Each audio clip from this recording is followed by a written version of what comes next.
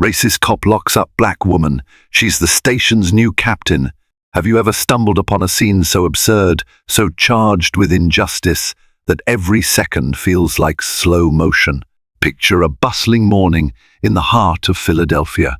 The front doors of the 9th District Police Station swing open to reveal a confident black woman, ready to begin her first day as the newly appointed captain. Yet, before she can even show her badge, a certain officer dripping with arrogance slaps on the cuffs, convinced he's catching some intruder. Little does he know that the woman he's locking up with smug delight is about to become his commanding officer. And the fallout? It will shake the station to its core. Philadelphia bustles at dawn. Street vendors hustle to prepare coffee and sandwiches. City buses rumble over potholed roads, and pedestrians weave through the throngs of joggers and early morning workers. History and modernity collide here. The grand columns of the Philadelphia Museum of Art share the skyline with sleek glass towers, and cobblestone alleys run behind newly gentrified blocks. It's a place of contrasts, shaped by centuries of struggle and ambition. For the Philadelphia Police Department, this is a period of transition. In the aftermath of several high-profile misconduct cases, Police Commissioner Danielle Outlaw has been rolling out sweeping reforms. Tensions run high within many precincts as veteran officers grumble about new policies, while a younger, more diverse generation of recruits tries to steer the force toward transparency and fairness. All the while, the public watches warily, uncertain if real change is possible. In the 9th District, housed in a stately brick building near the edge of Center City, the mood is especially charged. The district's previous captain retired abruptly after a scandal erupted over racist text messages circulated by a few officers. An interim commander tried to mend the cracks, but morale sank. Officers found themselves on edge, bracing for the next shoe to drop. Into this simmering climate steps Captain Ebony Carter, a decorated veteran of the force and a rising star known for her integrity and empathy-driven leadership. Raised in West Philly, Ebony worked her way up from patrol officer to detective, then lieutenant, earning admiration from both the community and her superiors. Commissioner Outlaw personally tapped her to lead the 9th District, an unprecedented move that signaled a clear message. The department was serious about tackling racism from within. But Ebony's new role doesn't start with fanfare or celebration. Instead, on her very first day, she opts to arrive early, long before the formal introduction she'll make at the morning briefing. She wants to get a feel for the building's rhythm, maybe have a quiet walkthrough, talk to a few staffers who arrive before the shift change. In her mind, it's better to meet people without the pomp and circumstance, to let them see. She's there to work alongside them, not lord over them. Little does she know, an overzealous and deeply prejudiced officer will decide she doesn't belong in the station. By the end of the morning, Ebony Carter's presence will trigger a catastrophic incident that forces the entire district, and indeed the whole city, to confront the deep-rooted biases they can no longer ignore. Though Ebony Carter's rise in the Philadelphia Police Department seemed meteoric, it was anything but easy. She faced skepticism at every stage of her career. Being a black woman in a historically male-dominated force often meant she had to work twice as hard for half the recognition. Yet, Ebony's track record spoke volumes. She led high-stakes investigations that dismantled drug rings and cracked cold cases.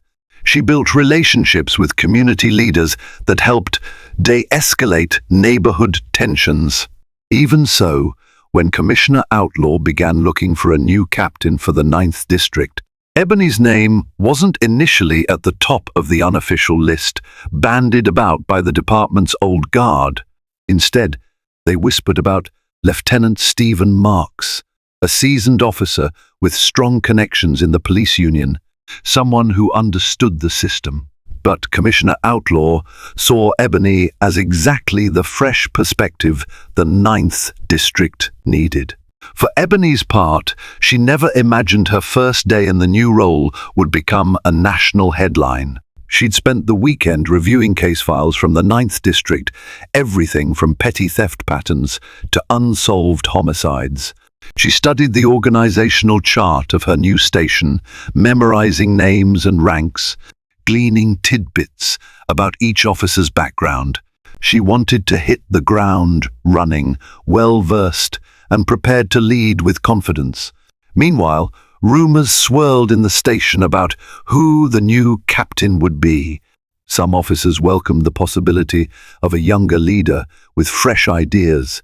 Others worried about a crackdown on what they saw as traditional policing methods. A small but vocal group resisted the notion of a black woman boss outright, fueling private grumbles laced with coded language. One of the most resistant voices came from Officer Sean Whitfield, a man nearing 15 years on the force. He had a reputation for being strict and for indulging in casual remarks about those neighborhoods. Whitfield felt overlooked for promotions and harbored resentment toward any new leadership, especially from an outsider. Over drinks with a few like-minded colleagues, he mocked the department's push for diversity, calling it political correctness run amok. When Ebony stepped into the Ninth District's lobby that early morning, no one recognized her right away. Few had seen her photograph, and she arrived in plain clothes, a crisp blouse and slacks, with her badge tucked in her bag. She intended to slip in quietly, greet the desk sergeant, and acquaint herself with the building layout. Fate, however, would have it that Sean Whitfield was the first to spot her wandering the hall near the break room. His expression hardened as he saw a black woman, dressed professionally but not in uniform, scanning the station's posted assignments on the wall. His prejudices kicked into high gear. He assumed she must have waltzed in off the street, or was some misguided civilian rummaging for trouble. Within minutes, the stage was set for a confrontation that would rattle the station like an earthquake. Ebony halted in front of a bulletin board featuring shift rotations, staff announcements, and a pinned flyer about a blood drive. She was taking mental notes, the station's chain of command, times for roll call, any upcoming events. At the back of her mind, she considered how she might improve communication and morale. Then she heard the sharp tap of heavy boots. "Can I help you?" a gruff voice asked from behind her. She turned to see Officer Sean Whitfield, tall, broad-shouldered, and wearing an expression that bordered on hostility. He eyed her suspiciously, sizing her up as if she were trespassing on sacred ground. Ebony extended a polite smile. "Good morning, officer. You got business here?" Whitfield cut her off, crossing his arms. "Visiting hours for the public start at 8. You're early, so you'll have to leave." Her eyebrows rose, but she maintained her composure. "I'm not here to visit, officer. He snorted, already dismissing whatever she had to say. "We don't allow unauthorized civilians wandering around. Let me see some ID." Ebony reached into her bag to produce her badge, but in that split second, Whitfield's suspicion flared. Perhaps he saw movement he didn't like, or maybe his prejudice needed no trigger. He lunged forward, grabbing her wrist. His grip was ironclad, the force jarring. Ebony froze, shock racing through her. "This is happening inside a police station?" she thought. "Hands where I can see them," Whitfield snapped. "I don't know what you're reaching for." Her heart hammered with fury and disbelief. She forced her voice to stay calm. "Officer, remove your hand. I'm not a threat." But Whitfield's face twisted into a sneer. "Oh, you're a threat, all right. I've seen your type. Thinking you can stroll in, cause trouble. You want to see the inside of a holding cell." Ebony's mind raced. Is he really about to arrest me in my own station? A torrent of thoughts rushed through her. She could whip out her badge now, end this fiasco in an instant, but she felt physically pinned. and Whitfield was already fumbling for his handcuffs. "Officer, let go," she repeated, more forceful. "I have the right to be here. I am Captain Ebony Carter, your new commanding officer." Those words, which should have halted Whitfield in his tracks, only seemed to inflame him. He barked a short laugh. "Captain? You must be kidding. The new captain's a man, or so I heard. Besides, we sure don't need some diversity hire giving orders around here." In that moment, Ebony realized something chilling. Sean Whitfield wasn't just acting out of ignorance. He was indulging in raw racism, wielding his authority to dominate her. Any further attempt to reason would likely fall on deaf ears. With swift efficiency, he yanked her arm behind her back, clicking a handcuff into place. Ebony tensed, resisting the urge to fight physically. She knew that any sign of resistance could escalate this. She tried to raise her voice to call for help, but Whitfield snatched her other wrist. Before she could protest further, he locked the second cuff. Anger and humiliation coursed through Ebony. She was being handcuffed in her own station by an officer who was supposed to report to her. But the ordeal had only begun. A handful of curious officers peeked around corners, some looking stunned or unsure how to react. Many recognized Ebony's face from departmental bulletins. A few tried to speak up, but Whitfield silenced them with a barking command to stay out of official police business.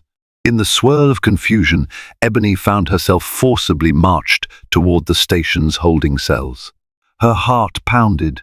She imagined the fiasco that would erupt once the rest of the leadership arrived, once Commissioner Outlaw heard about this. But for now, Ebony was powerless, locked in handcuffs, feeling the sting of injustice that she'd sworn to fight from the inside. She had no idea how swiftly this story would spiral, or how the entire department would soon be forced to confront its ugliest sides.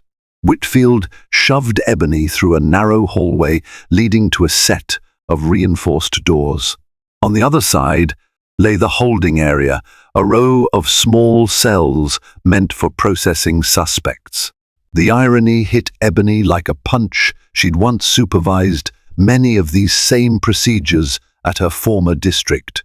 Now she was the one hustled down the corridor, wrists painfully cuffed behind her back. The holding area was quiet at this early hour. A lone desk officer, Corporal Sandra Griggs, blinked in alarm at the sight of Ebony in cuffs. Instinctively, Griggs started to question what was going on, but Whitfield waved her off. "I've got this one," he snarled, forcibly guiding Ebony into an empty cell. She was loitering, acting suspicious. "Gave me lip, claims she's our new captain," he added with a sneer. Griggs stared, confusion etched across her features.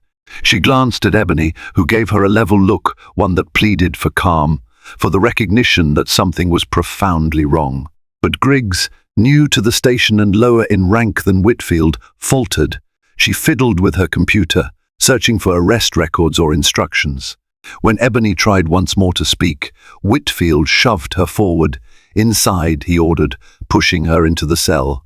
The heavy metal door clanged shut, the echo ominous. For a moment, Ebony felt as though the world had turned upside down. She was on the wrong side of the bars. Her mind raced.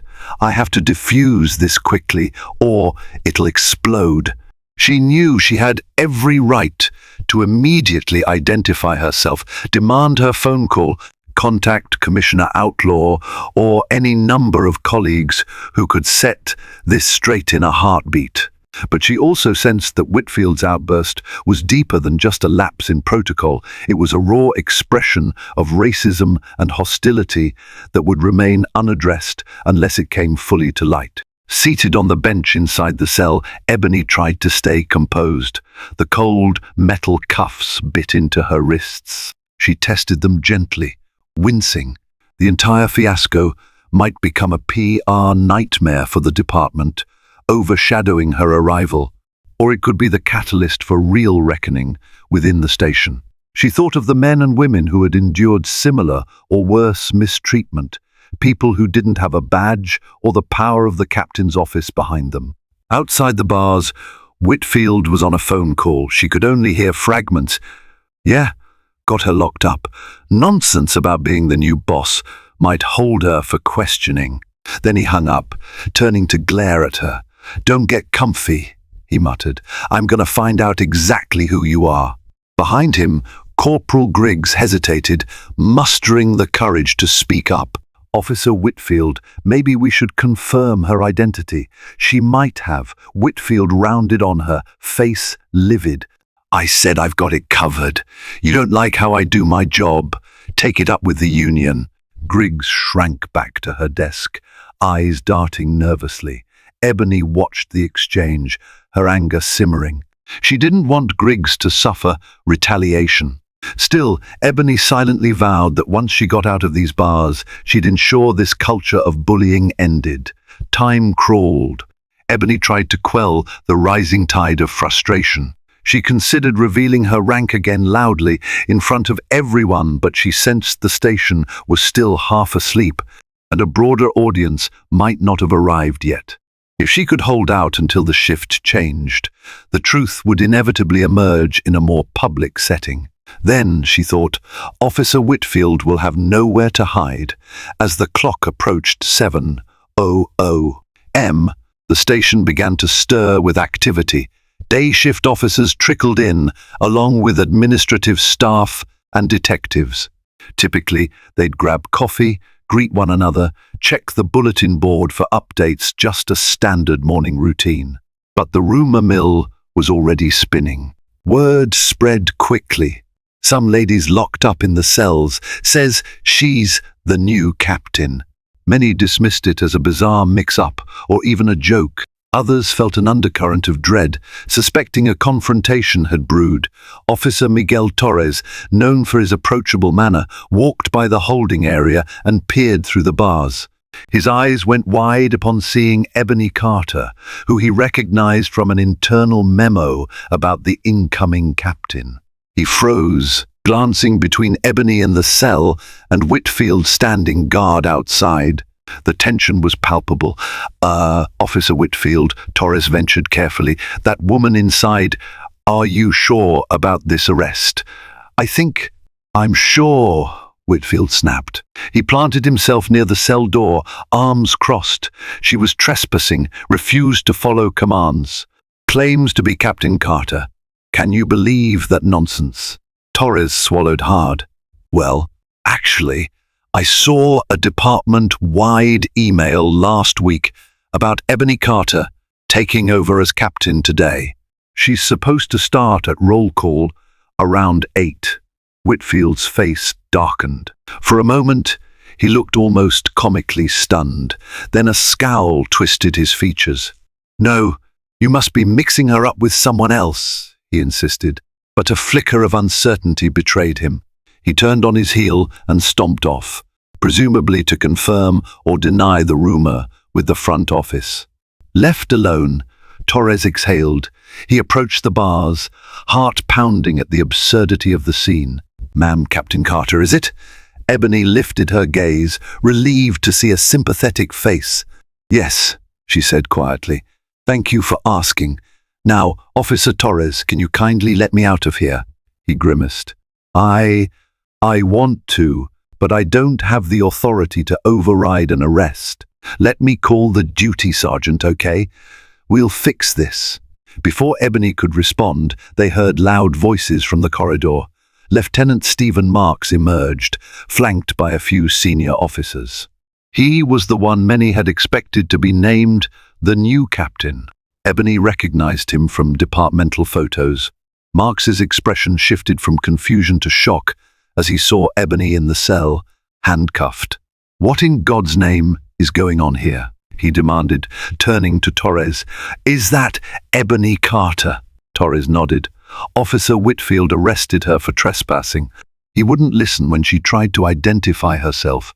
Marks ran a hand over his face, equal parts exasperation and alarm. He jangled a set of keys, motioning for Torres to open the cell. Get her out, now. Within moments, the heavy door slid open. Ebony stood, wrists still bound. Marks himself reached for the cuff key and hesitated. "Captain, I'm so sorry. This is outrageous." He unlocked her restraints, the metal clanging to the floor. Ebony winced, rubbing her sore wrists. "Thank you, Lieutenant," she said with forced calm. "Where is Officer Whitfield?" Just then, a commotion echoed from down the hall. Whitfield stormed back in, accompanied by a few of his closer allies. He bristled at the sight of Ebony freed. "What's the meaning of this? She's not authorized to be." Marks spun on him.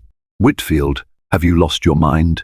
This is Captain Ebony Carter, your new commanding officer, effective today." His voice dripped with incredulity. "Did you not check the memos or read a single announcement?" Whitfield's eyes flicked from Marks to Ebony, the color draining from his face. Still, in a staggering display of stubbornness, he insisted, "There must be a mistake. A captain can't just waltz in. Protocol says, protocol." Ebony's voice rang out, clear and poised. She stepped forward, ignoring the throbbing in her wrists. "You're talking about protocol after you assaulted me and locked me up without cause. I identified myself more than once, and you refused to check my credentials." The small crowd of onlookers went silent. Whitfield opened his mouth, searching for a retort, but none came. Ebony's eyes flared with a mixture of anger and a resolute calm. The hush grew thick. Everyone present realized the gravity of the situation. Finally, Ebony turned to Marks. "Lieutenant, I'll see to this matter personally. For now, please assemble everyone in the briefing room by 7:30. I need to address the entire station." Marks nodded, ushering the gawking officers to disperse. Torres offered a respectful salute, then hurried to follow orders. Whitfield stood there, jaw clenched, his bravado deflating. Ebony could see the flicker of panic in his eyes. "Wait, Captain, let me explain," he began. Ebony lifted a hand. "You'll have your chance, Officer Whitfield, trust me." With that, she walked past him, forging a path down the hallway, determined to reassert the authority that rightfully belonged to her.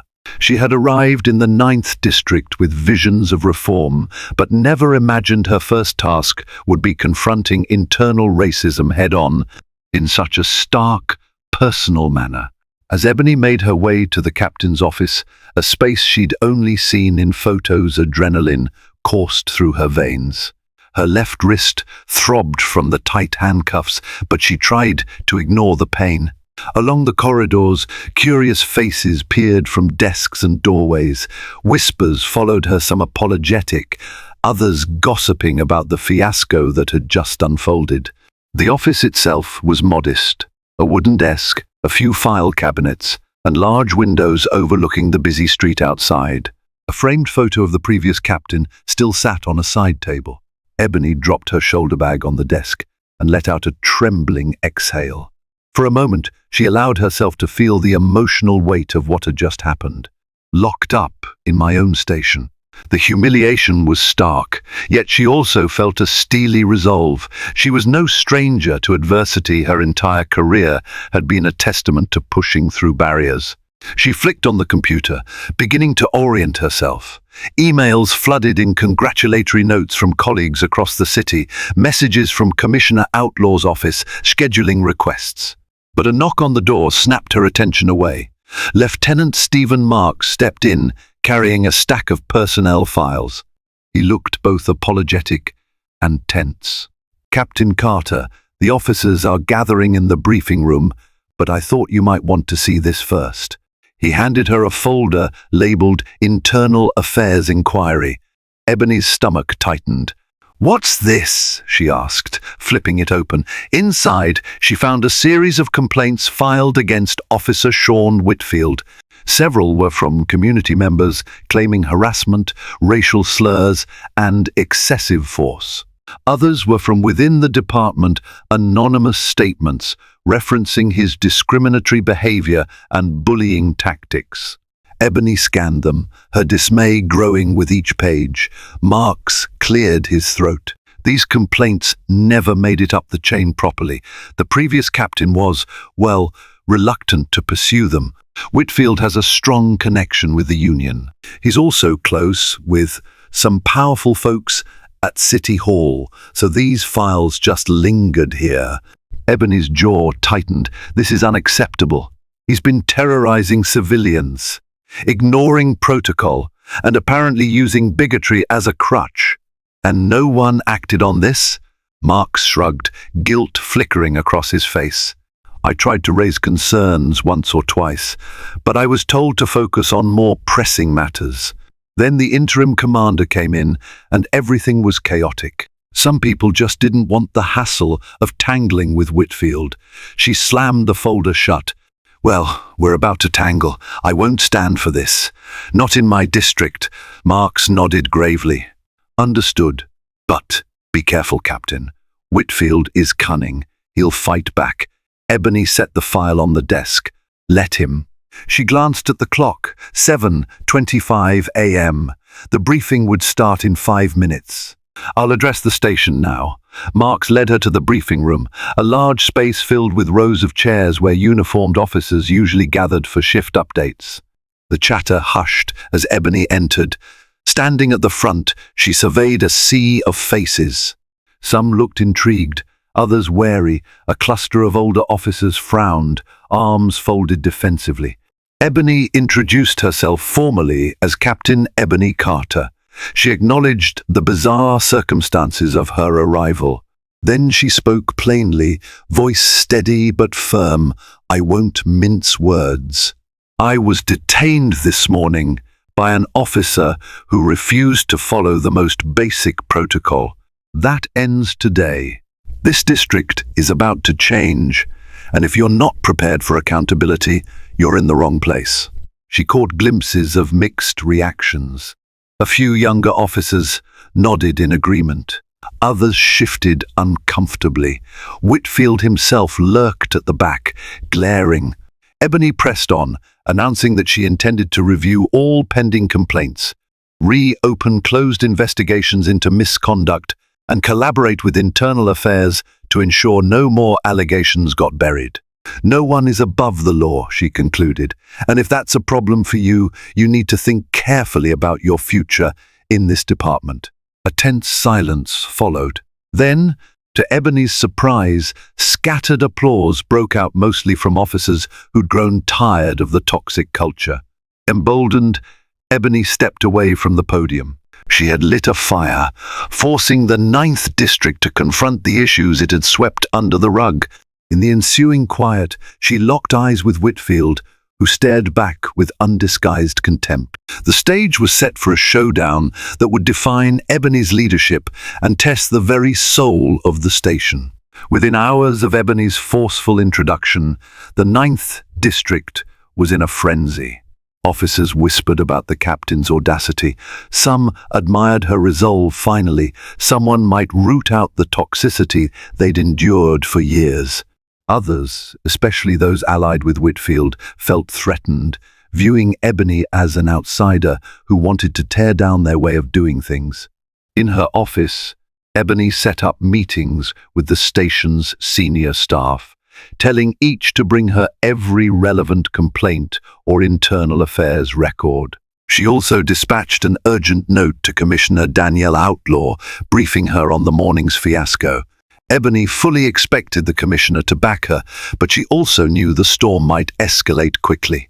The police union might intervene, or some political figure might press Ebony to go easy on Whitfield. She braced for turbulence. Meanwhile, Sean Whitfield retreated to a far corner of the station, fuming with a pair of cronies. Officer Rick Langley and Officer Janice Conrad listened uneasily as Whitfield ranted about Ebony's power trip. He threatened to file a complaint that Ebony had provoked him, or that she posed as a civilian. It sounded desperate, but they nodded support, loyal or fearful of him. What's the department coming to? Whitfield griped, pacing the corridor. A so-called captain who waltzes in, no uniform, no introduction, then pretends I'm the one in the wrong. She's making me a scapegoat, you watch. Langley exchanged a glance with Conrad, both seeming uncertain. While they might share some of Whitfield's skepticism of Ebony, they also recognized how bad the situation looked. They'd seen Ebony's badge and read the official notice pinned on the staff board. Denial was futile. Suddenly, they heard footsteps approaching. Ebony herself appeared at the end of the hall, accompanied by Lieutenant Marks. Her gaze zeroed in on Whitfield. She marched toward him, a folder in hand, the same folder containing the damning complaints. "Officer Whitfield," Ebony said, voice resonating with authority. "You and I need to talk." He stiffened. "I've got duties to attend to. Your only duty right now is to report to my office for a formal inquiry," Ebony replied. "You escalated a situation without cause, and now I'm aware of multiple past complaints that were never addressed. We're going to rectify that." An uneasy hush fell. Officers milling nearby paused to watch the confrontation. Whitfield opened his mouth as if to argue, but Ebony held up a hand. "Refuse, and I'll suspend you right now, pending an internal affairs investigation." For a moment, Whitfield's expression resembled a cornered animal, furious, panicked, searching for escape. Then he nodded grudgingly. "Fine," he spat. "I'll come to your office. Let's see if you're as tough as you act." Ebony bristled at his tone, but kept her composure. "Lieutenant Marks, Officer Whitfield, follow me." She turned on her heel, heading toward the office. Inside, Ebony sat behind her desk, the captain's desk, while Whitfield stood in front, arms crossed. Marks observed from a side chair, tasked with taking notes. Ebony began methodically questioning Whitfield about his actions, his reasons for ignoring her ID, and his rationale for using force. He flailed, offering contradictory statements. Ebony brought up each complaint from the folder, dozens of allegations of harassment, intimidation, racially charged remarks. Whitfield's face reddened. "This is a witch hunt," he cried, slamming his fist on the desk. "Those complaints are bogus, just troublemakers or slackers who didn't like my style." Ebony kept her voice even. "Are you saying every single one of these is a lie? Because the pattern suggests otherwise." "You're not going to ruin my career for the sake of optics," Whitfield spat. At that, Ebony leaned forward, eyes flashing. "Optics? You arrested your own commanding officer this morning, purely because I'm a black woman and you assumed I couldn't belong here. Let's not pretend it's about anything else." A wave of tension rippled through the room. Lieutenant Marks stopped taking notes, glancing from Ebony to Whitfield.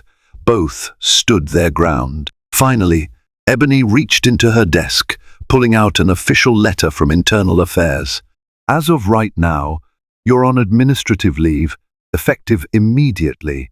I'm forwarding all relevant files to Commissioner Outlaw, who will determine the next steps." Whitfield's mouth dropped open. He stared, uncomprehending. Ebony rose, walked to the door, and opened it. "Turn in your badge and firearm to Lieutenant Marks. Then leave the building." He stammered something inaudible, then stormed out, slamming the door so hard it rattled the windows. Ebony let out a slow breath. It was done, at least for now. She knew Whitfield's supporters might retaliate, but she refused to let fear paralyze her. She'd just taken a vital step toward cleaning house. Marks exhaled, meeting her gaze. "Captain, you know you've kicked a hornet's nest." "I do," Ebony said, her voice resolute. "But it's been rotting in this district for far too long. Time to burn it out." They both knew the fallout could be massive, yet Ebony felt a sense of grim satisfaction. The station was no longer a den for unpunished racism, not on her watch. News of Sean Whitfield's suspension spread through the ranks within the hour, then spilled into the public sphere by midday. Whispers turned into heated discussions around the city. Local reporters picked up snippets. New 9th District Captain Ebony Carter suspends officer on first day. Talk radio hosts debated whether Ebony was a hero or a troublemaker. Community activists praised her swift action, citing it as proof the department could truly change. Whitfield, however, wasn't one to retreat quietly. He contacted the police union, claiming he'd been wronged by an overzealous new captain. The union leadership hesitated, aware of the damning evidence swirling around him. Meanwhile, Ebony forwarded the entire file, Whitfield's repeated infractions, his bizarre arrest of her that morning, to Commissioner Danielle Outlaw. The following day, a bombshell dropped. Commissioner Outlaw held a press conference acknowledging Ebony Carter's ordeal and condemning the blatant misconduct by an officer under the 9th District's command. She declared that Internal Affairs would conduct a full investigation, and if any wrongdoing was confirmed, Whitfield would face termination or possibly criminal charges for unlawful detention and assault. The city buzzed with reactions. Some corners of law enforcement circles decried Ebony's approach as too heavy-handed. Others recognized a watershed moment. Bigotry had thrived in hidden corners, but now it was being dragged into the light. Ebony received messages of solidarity from officers in other districts, from community leaders, even from a few of the 9th District's own, who quietly thanked her for shining a spotlight on the station's toxic underbelly. Amid the chaos, Ebony pressed forward with reforms. She insisted on mandatory anti-bias training, reopened dormant complaints files, and instituted new guidelines for officer accountability. Detractors grumbled, but she had the unwavering support of Commissioner Outlaw, who praised Ebony's courage in departmental memos. For Sean Whitfield, the backlash was swift and severe. Anonymous tips flowed in, linking him to more questionable arrests. Legal aid groups hinted at potential civil lawsuits from civilians, claiming he'd used excessive force. His once influential connections distanced themselves, reluctant to tarnish their own reputations. As the evidence mounted, the union quietly withdrew full support, focusing instead on due process rather than a spirited defense. One crisp morning, Ebony arrived at the station to find a sealed envelope on her desk. Inside was a terse note from Whitfield. "You've ruined my life. Hope you're proud." She read it with a heavy heart. She didn't relish destroying anyone's career, but he had sealed his own fate through his choices. If he had simply paused to check her ID, or better yet, not harbored racist assumptions, things might have gone differently. Karma had found its mark, and Ebony felt no guilt in letting accountability unfold. Over the weeks that followed, the 9th District found new purpose. Officers who resisted Ebony's reforms transferred out. Those who stayed engaged in rigorous training, community outreach, and internal reflection. Gradually, the station's reputation began to transform. Resident complaints dropped, and local citizens cautiously acknowledged the shift. As Ebony walked those halls now, no longer did she encounter scowls of suspicion. The environment felt more open, like a place where dialogue was possible. Each day, she reaffirmed her commitment to fairness, discipline, and community engagement. She knew the journey was far from over. Police culture doesn't change overnight. But the cracks in the old fortress of prejudice were spreading, and the new captain at the helm had proven. She was unafraid to break it down. Thank you for exploring this intense story of a moment that shook an entire police station and sparked transformative change. When a racist cop dared to lock up Captain Ebony Carter, he exposed the deep-seated biases festering behind department doors. But in doing so, he also ignited a powerful reckoning. Accountability replaced complacency. Hidden complaints saw the light of day, and a new spirit of integrity infused the 9th District. If this story resonated with you, or opened your eyes to the urgent need for justice, Please like, share, and subscribe to this channel. Your support helps bring more stories to life, tales that champion equality, encourage open dialogue, and insist on change where it's most needed. Let's stand together in the fight against prejudice, celebrating leaders like Captain Ebony Carter, who refuse to be silenced by a broken system. Thank you for watching and for caring.